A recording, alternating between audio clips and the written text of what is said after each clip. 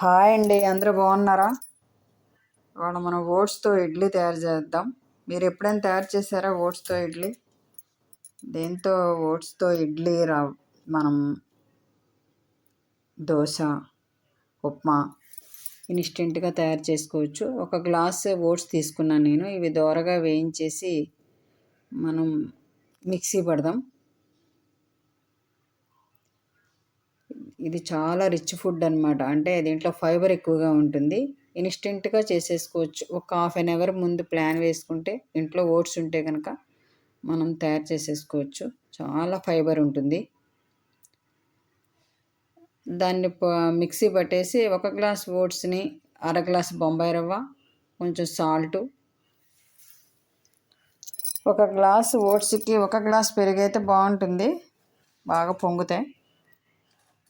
Glass పెరుగు వేసి కొంచెం నీళ్ళు కలిపి వేసాను నేను. చాలామంది సోడా ఉప్పు వేస్తారు పొంగుతాయని, నేనైతే వేయను. అలా వేసుకుని కొంచెం పలసగా ఉంటాయి, అంతే తేడా. గట్టిగా కలుపుకొని కొంచెం ఒక గంట సేపు నాననివ్వండి. గంట నానిన తర్వాత మళ్ళీ మనం తర్వాత ప్రాసెస్ చూద్దాం. మీరు ఎప్పుడైనా చేసుకున్నారా ఓట్స్తో ఇడ్లీ? మీరు కనుక చేస్తే ఎలా చేశారో కొంచెం కామెంట్ చేయండి ప్లీజ్. లైక్ చేయండి చూసిన వాళ్ళు ప్లీజ్. ఇది ఇలా గట్టిగా ఉంటుంది. తర్వాత మన ప్రాసెస్ చూద్దాం.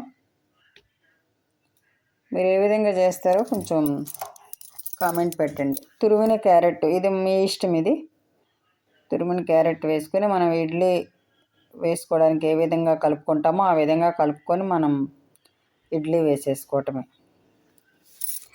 ఈ విధంగా ఉప్పు అవి అడ్జస్ట్ చేసుకోండి. మనం ఇక ఇడ్లీ పాత్రలో ఇడ్లీ వేసేసుకోవడమే.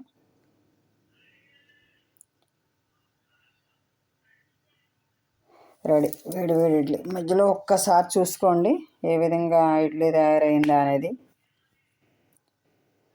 దీనికి కారపొడి, చట్నీ మామూలుగానే ఇక మనం ఇడ్లీలో ఏమైతే నంచుకుంటామో అది నంచుకు తింటే బాగుంటుంది.